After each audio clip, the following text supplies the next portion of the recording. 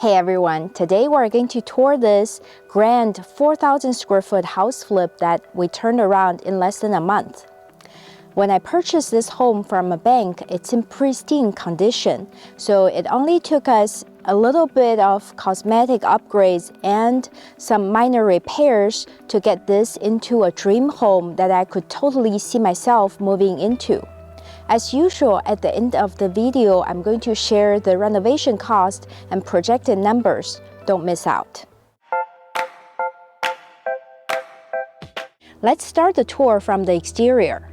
This front yard seemed to have been professionally designed with 2 areas of organically shaped grass, plants and trees of varying heights.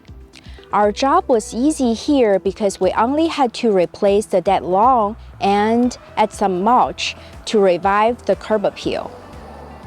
This is my first time doing very little work on the exterior of a home. We repaired the roof and power washed some areas and called it done.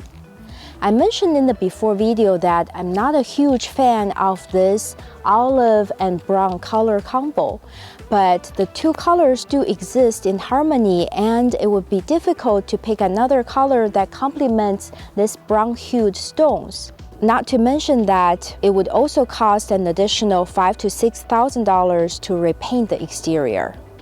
Some features I really like on the outside include the wide driveway, the 2 separate garages, and the balcony up there, and this very secluded, gated entryway that's already dressed up by plants and trees.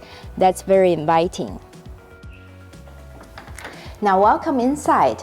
On this main level, there is a half bath over there, an office and the junior primary bedroom on this side that I'm going to show you in a little bit. Let's take a look at the living space first. The soaring ceilings and large windows were impressive features that were original. And there are already a lot of recessed lights on top of the abundant natural light, so we didn't have to do much work here other than patching some holes and repainting the walls. The walls were of a medium beige color that made the interior look dated and dark. This new cream color gives this space a fresh new look. And the tiled flooring isn't an obvious choice in the Bay Area, but it does complement the style and add to the grand living space. Another thing that made a noticeable impact is the staging. I always stage my flips before putting them on the market because staging creates an emotional draw for the buyers and increases the perceived value of a home. Because we didn't do much work on this home, you can tell the difference made by staging very easily. The contemporary furniture and decor from my stager help buyers visualize their new life in this home, and it makes this house more homey and luxurious. The formal dining room used to look dim and dull. We added a new modern chandelier to give it a soul. This new paint also makes the space feel more bright and airy. And my stager did a great job showcasing and adding life to the space as well.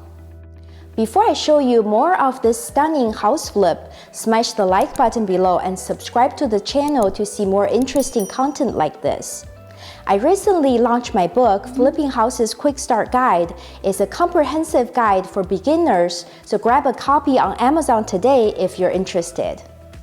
This next space is an entertainer's dream, a great room that combines a family room and an eating kitchen.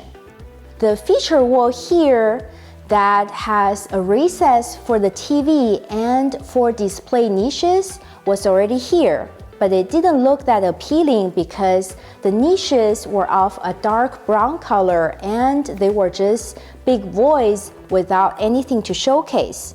We painted the niches the same color as the wall and added staging decor to add visual appeal. I want to point out some original features in this room that you may have overlooked. This gorgeous feature wall is decorated by 3D tiles. And in this niche, there's a subwoofer hidden here, and there are also 5 in-ceiling speakers that create an immersive sound experience. Our lucky buyer would be able to enjoy all these features without having to put in any work.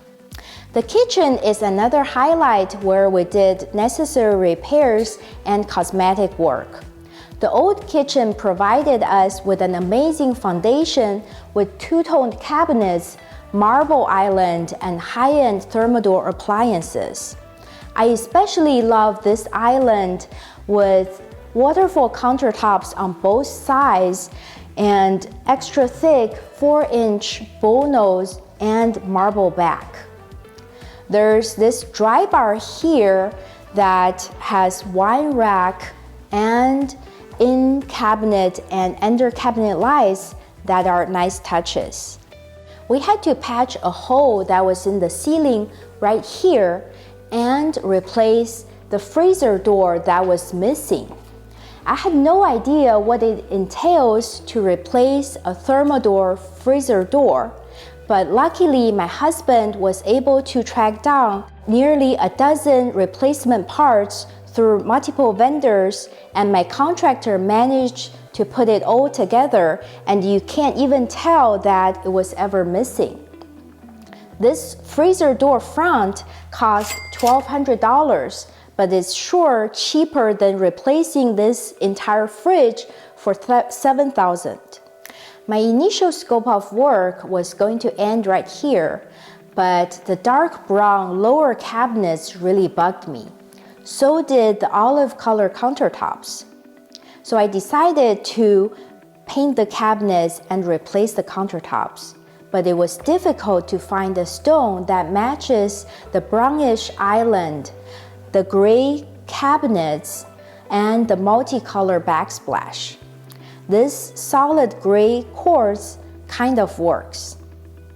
I think the kitchen looks a lot more updated than before, but I'm not convinced that it was worth the extra $5,000 on the spending. Drop me a comment below to let me know your thoughts. Right off of the kitchen, there's a prep kitchen with a microwave and a secondary sink that's very unusual in the Bay Area. We had to do some repairs on the windowsill and backsplash, but didn't touch anything else.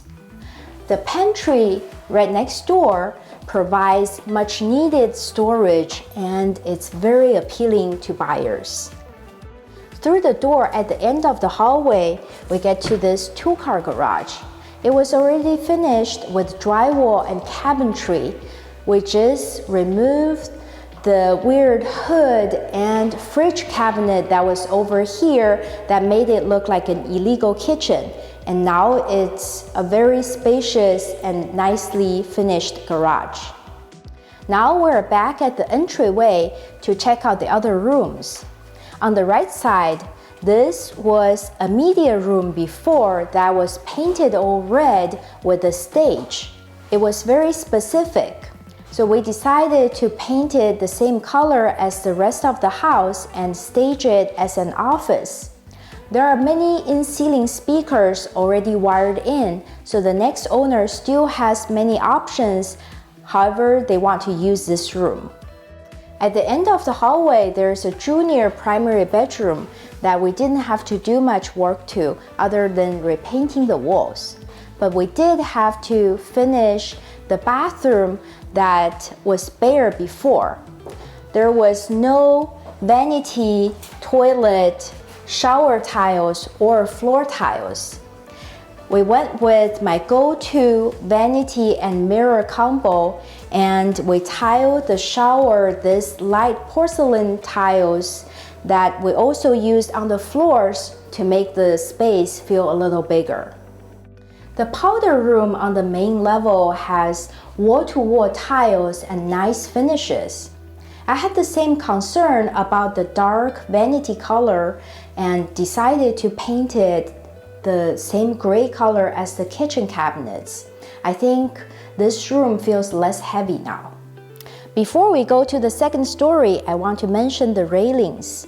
They were light gray before and didn't match anything in the home, so we painted it black to add contrast, and they came out beautiful. On the upper level, there are 4 bedrooms total, including the primary bedroom. And on the far side, there are 2 smaller bedrooms that are connected by the Jack and Jill bathroom. This is one of the smaller bedrooms, and there were a lot of marks on the walls before we repaired the walls and repainted this room. I like that in every room on this level, there's a walk-in closet attached, which is unusual but very convenient. This connecting Jack and Jill bathroom had a large frameless mirror, tiled countertops, and orange color floor tiles before. We put in new framed mirrors, quartz countertops, and new floor tiles that completely transformed the space.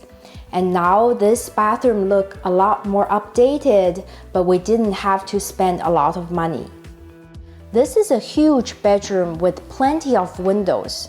There was an ugly chandelier before and painting on the wall. Originally, we were going to replace the light fixture, but because this light is actually not centered in the room and there are already a lot of recessed lights, we decided to just remove it. Even with furniture and staging, this room is still super spacious.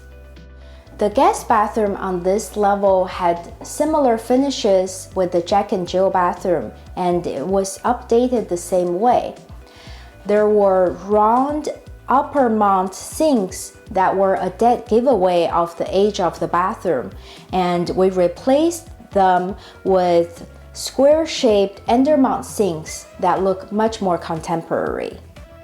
The laundry room is big with plenty of functional storage, and I ended up not doing anything in here.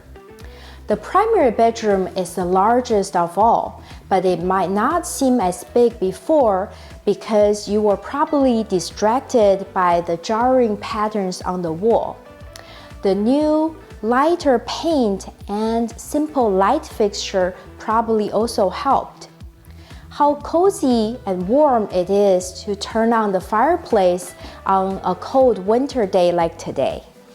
On the way to the primary bathroom, you pass by the his and hers walk-in closets, which are extremely rare in a Bay Area home. The closet inserts were already there, so we didn't have to do a thing. The remodel in the ensuite is tricky because the overall tiling is outdated. I could totally see this bathroom being completely renovated and look amazing, but my goal is to freshen it up quickly without spending a ton of money, so I had to pick the most cost-effective finishes. We ended up replacing the lights, mirrors, countertops, and sinks to give this bathroom the necessary jazz. To fully renovate this large bathroom, it would have cost $30,000 to $40,000, and we probably wouldn't recoup this investment in this declining market. I really like the changes we made on the makeup station. The big gaudy mirror was removed by taking out the tiles that were connected to the shower tiles carefully. And the new light and mirror I picked are also black that are similar in style with other lights and mirror in the bathroom, but they are of this round shape that give the makeup station a feminine touch. The backyard had all the interesting elements already. The trellis, the lawn, plants and trees, and even a swing set. This is a serene and private space with beautiful landscape and hardscape. We only had to do some trimming and replace the dead grass. Now it's time for our walkthrough. Even though I didn't do a ton of work on this home, we still touched almost every corner. It's amazing to see the differences we made just by painting and light cosmetic upgrades. I'm going to share the renovation cost and projected numbers right after this. But as we are in the post-production of this video, we received a great offer that's very close to the asking price.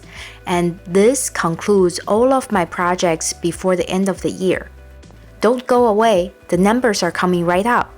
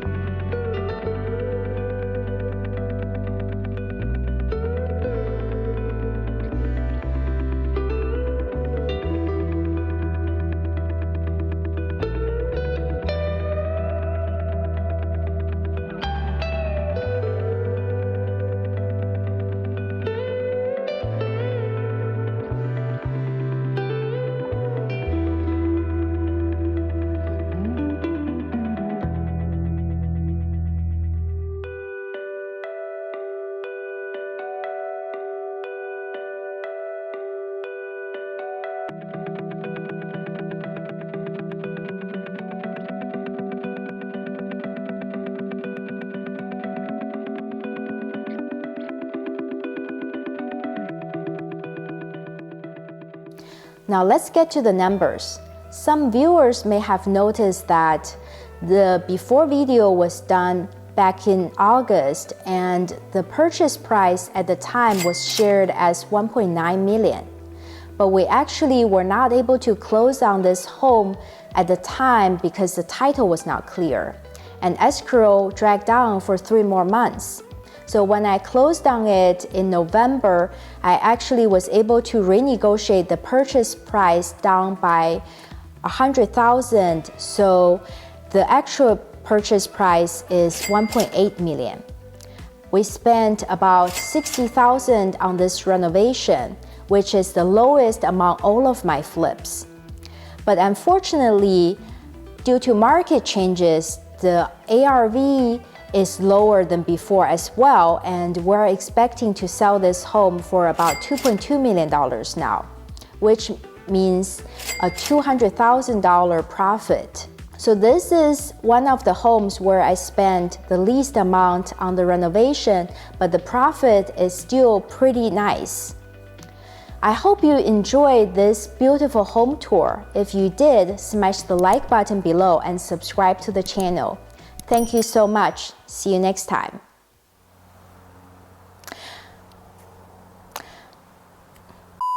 This solid gray countertops sort of works. Let me do it. But we did have to refinish. There are already a lot of recessed lights, and we could, sorry.